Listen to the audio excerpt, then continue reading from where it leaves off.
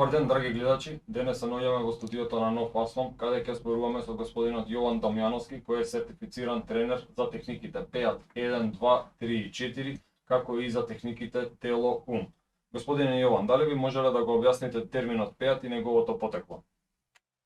Најпрво сакам да ви се заблагодарам на вашата покана да присуствувам во вашето студио, господин Јордан, на вас и на вашиот тим, и секако на гледачите кои ќе одвојат време да го оценат, да го погледаат ова наше интервју.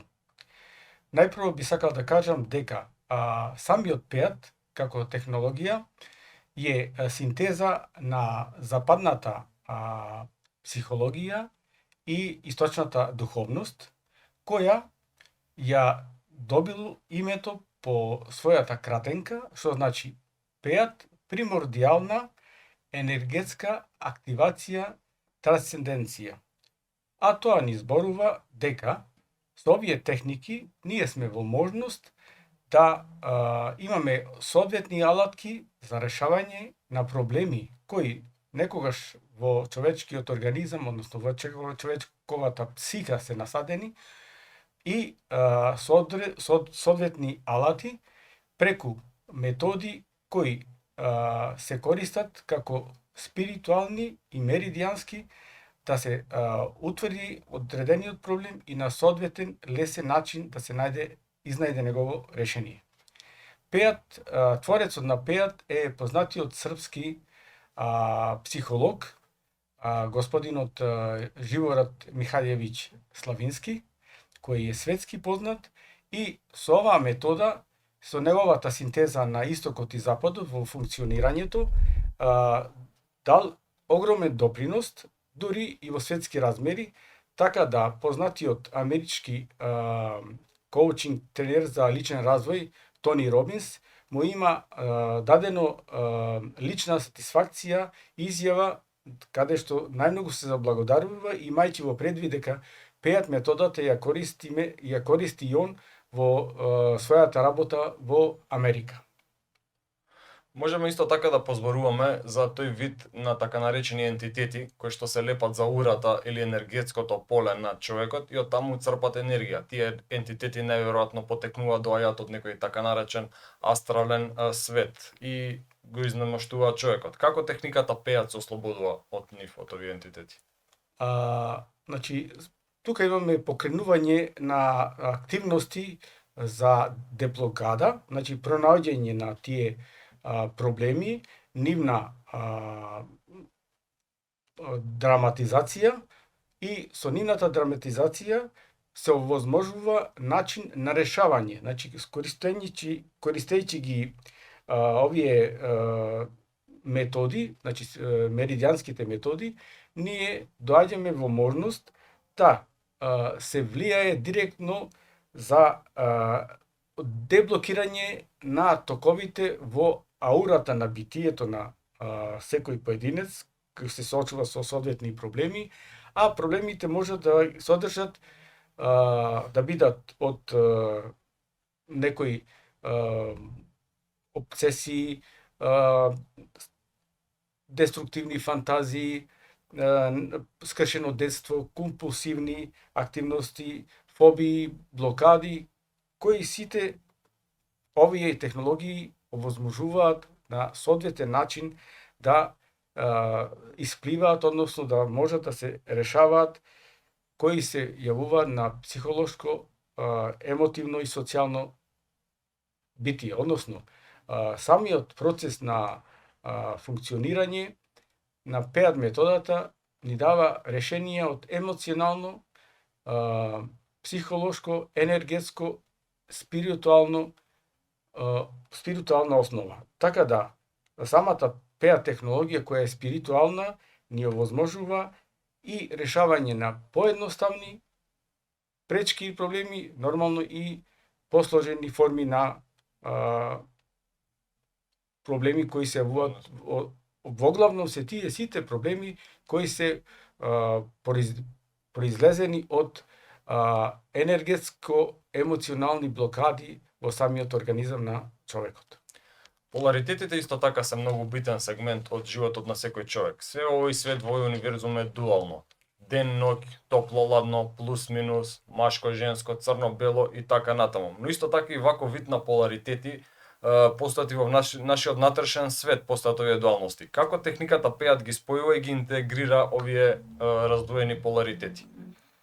Во самата метода, во принципот на решавање на проблемот, во секој процес кога со методите на пеат почнеме да ги решаваме, ние од почетокот до крајот доаѓаме до кодовите на човекот. Значи, секое лице, секое суштество на оваа земјина планета има своји кодови. Тие кодови што значат? Тоа значи еден код е она што битието најмногу го привлекува и го сака, тоа е тој позитивниот код, и негативниот код е она што битието најмногу го избегнува, не го сака. Што се случува во животот? Во животот се случува да човекот прво индивидуата се доближува до онај код кој е позитивен, кој најмногу го сака. Меѓутоа, во одреден временски интервал доаѓа до промена на поларитетите, односно, тој што бил позитивен во одреден временски период постанува негативен. И така ја одбива индивидуата, а индивидуата тогаш се насочува кон другиот поларитет кој претходно бил негативен, а сега е позитивен. Што значи тоа? Дека во циклусот, во самото живење, ние несвесно преминуваме ја преминуваме таа осцилаторна нишалка од една страна, од еден поларитет на друг поларитет, или од еден код на друг код, нешто слично како на изменичната струја. Така, исто така би сакал да позборуваме малку и за ангелот чувар. Секој човек кој што од своето раѓање добива, се стекнува со таков вид на ангел чувар. Меѓутоа, колку сме ние сите поврзани со дадениот ангел чувар? Колку дозволуваме тој да не насочува и води во текот на нашиот живот? Јас лично сметам за себе, бидејќи сум роден на 28 август, на Голема Богородица, дека можеби токму Богородица ми е некој вид на чувар, заштитник, ангел чувар во мојот живот. Меѓутоа, како човекот да оствари таа конекција со својот ангел чувар, за да може и во тешки ситуации да се справува со својот живот? Па вака, тука би напоменале дека точно е тоа дека секој човек има свој ангел чувар, но за да ја сватиме самата функција и да бидеме во непосредна врска со тој ангел чувар, ние треба да го знаеме и ангелскиот пат. Ангелскиот пат представува спојот помеѓу свеста на човекот, неговата подсвест и врзано кон универзумот, а оттука до Бога. Значи, тоа е таа трансверзала, тоа е ангелскиот пат кој мал број на луѓе го познаваат, и тука доаѓа до освестување и поголема функција и врска помеѓу поединецот, човекот кој ќе се освести, кој ќе му профункционира тој пат, каде што доаѓа во таа линија за подобрување во комуникација со ангелот чувар, односно да што помалку поединецот има проблеми во животот, односно да има подобра, посветла иднина за себе и за своите најблиски и нормално за целокупното човештво. Тоа е битно да се каже за да може да функционира поквалитетно, да нема човекот своји препреки, односно да има посветла иднина. Така, исто така со техниката пеат, како и другиот вид на техники пеат, исто така може да се третираат и алергии, синуси, псоријаза и друг вид на психосоматски заболувања. Како таа се справува со сите овие? Значи, прво треба да кажеме дека пеат, самата технологија, постојат неколку методи во склоп на пеатот. А тоа имаме базичниот пеат, длабокиот пеат, пеат 2, пеат 4 и интегралниот процес. Базичниот пеат се однесува на површни проблеми кои се секојдневни, полесни форми, и се користи со примена на трите точки, значи кај човекот, тоа ако пресудите точки на двете очи од човекот, и ги решава поедноставните проблеми. Следниот метод е ДП2, ДП2 точно конкретно се однесува за вашето прашање, значи ДП2 ги третира псоријазата, синусите и другите психосоматски заболувања на соодветен начин. ДП4 работи со идентитетот, значи кога лицето сака да се идентифицира со некоја позната личност, овдека се наведува пример Индиана Джонс, така да некој може да на соодветен начин добие некој идентитет со некоја позната личност или сака да добие некои карактеристики, црти на таа личност. Универзалниот метод се користи во групните работи со повеќе лица и се однесува на поларитетите. Значи, ги употребува поларитетите, односно, ние во процесот на самата комуникација, работа, значи лицето ја користи точката јас, тука, и со средниот прст и показалецот, и почнува од тука едниот позитивниот поларитет го кажува и негативниот поларитет и двата поларитети и почнува на другите точки кои се наведени во процесот на методологија на работењето и овозможува да на соодветен начин се дојде до тие поларитети и штом се дојде до тие поларитети, се овозможува да тие поларитети бидат во интеграција, а со тој процес, штом ги интегрираме поларитетите, ние доаѓаме на повисоко квантно ниво, кој секој би посакал, затоа што тоа е еден од повисоките стадиуми на осуствувањето на секој поединец. Исто така, која би била разликата помеѓу техниката пеат и длабок пеат? Не споменавме, исто така, значи, техниките пеат 1, 2, 3, 4 или пеат ДП2, ДП4 и да спомене нешто за универзалниот метод. Ако. Па вака, значи како започнав со со ДП2, можеме да кажеме дека од лепезата на програми кои се во склопот на пеат, имаме значи базичниот пеат, тоа е за површни, реков не се користат трите точки околу окото на двете очи, решава поедноставни проблеми или проблеми кои врзани се за сегашноста. Понатаму, длабокиот пеат има 4 фази, и тоа дефинирање на проблемот, понатаму пратење на ситуацијата, и трета фаза е поларизација и четврта фаза интеграција. Значи, штом го дефинираме проблемот, ја пратиме ситуацијата. Ситуацијата секогаш се прати по принципот мисла, емоција. Емоција, мисла. Значи, наизменично, се додека тренерот или човекот кој го спроведува процесот и лицето кое има потреба од тоа, даде 3 резултати позитивни. Штом се добијат 3 позитивни резултати, тоа автоматски значи дека процесот е решен, односно дека соодветниот проблем кој е закочен, значи ние секогаш почнуваме од таа оперативна фаза дека со инструментите на пеат, кога се дојде до проблемот, ако ние се опираме, тогаш не можеме да го решиме проблемот.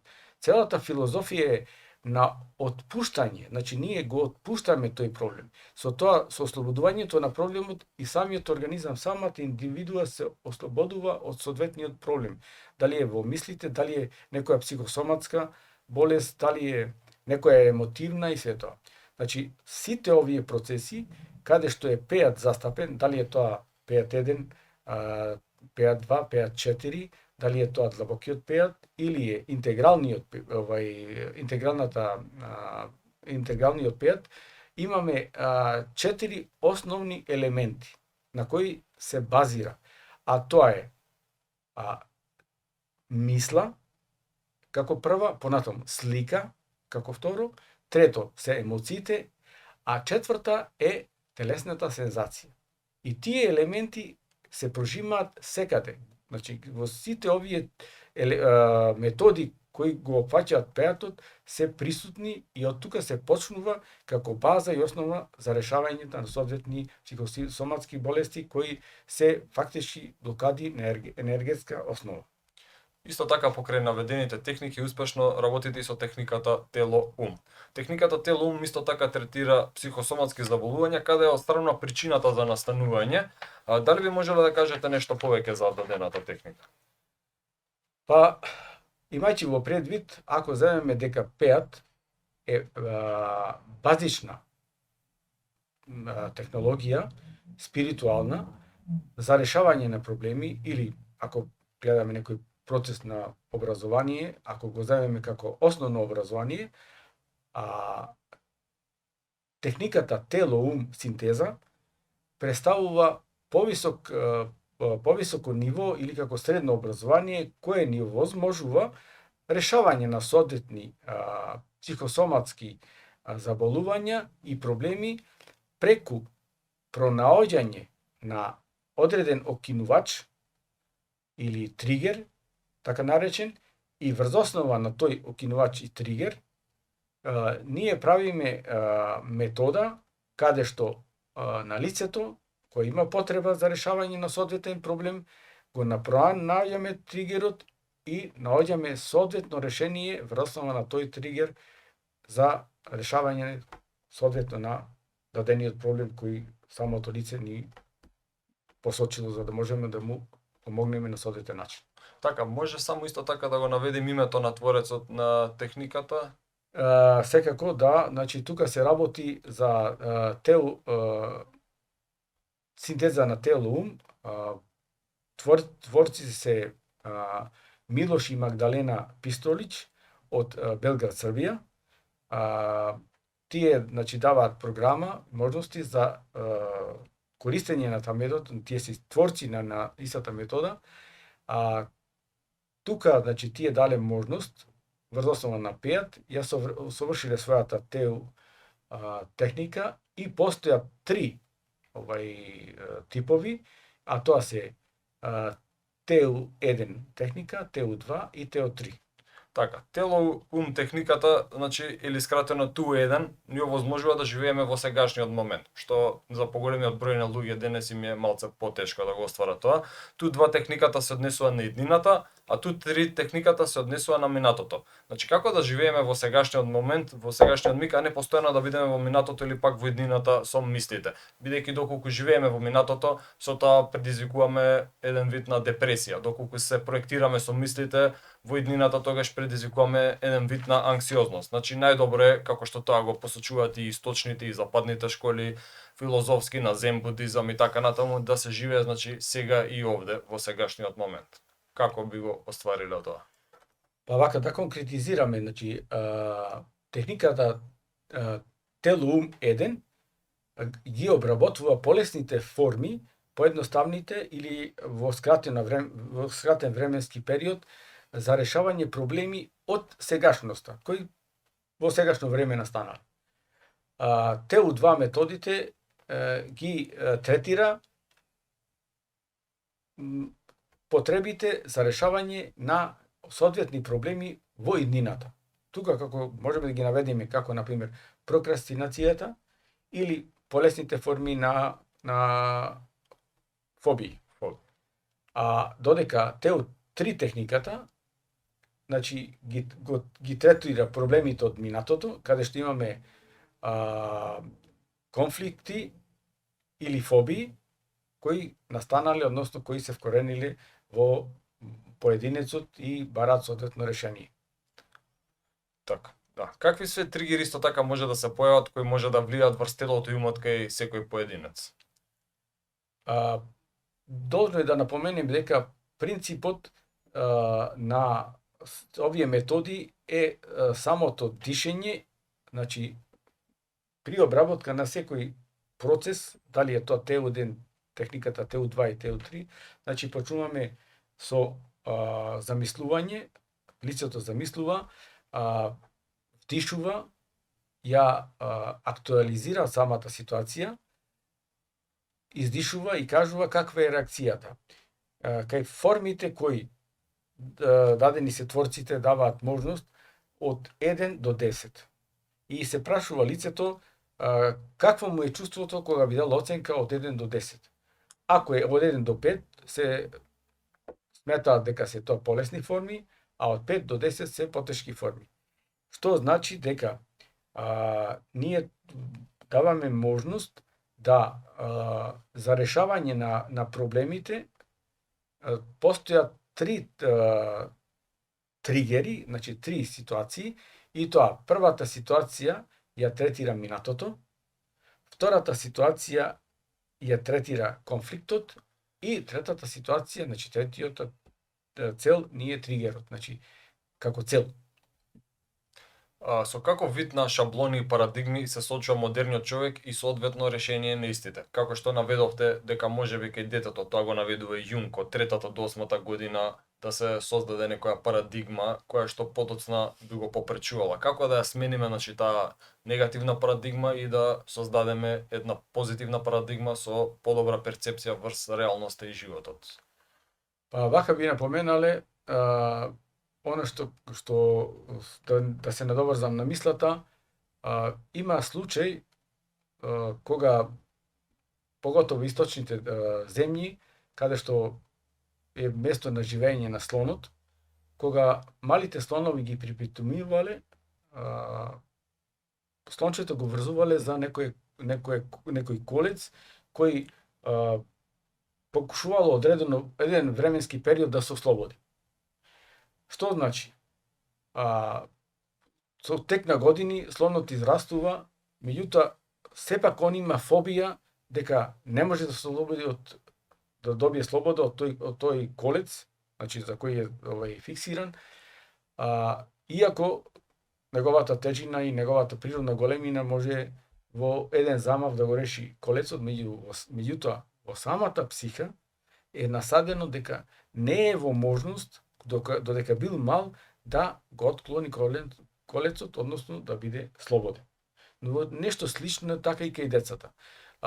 Ние сакале или не сакале, во периодот од детството добиваме некои негативни информации кои предизвикуваат телесни сензации или емоции.